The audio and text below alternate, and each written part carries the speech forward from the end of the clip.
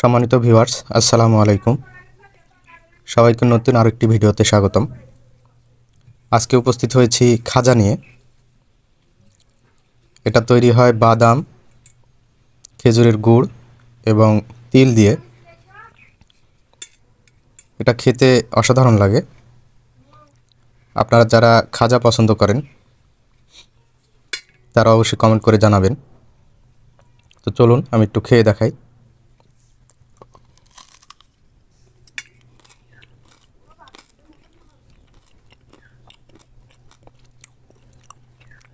মোটামুটি খুব সুন্দর খেতে। তো এরকম সুন্দর সুন্দর খাবারের ভিডিও দেখতে আমার ইউটিউব চ্যানেলটি সাবস্ক্রাইব করে রাখবেন এবং ফেসবুক পেজটি ফলো দিয়ে রাখবেন।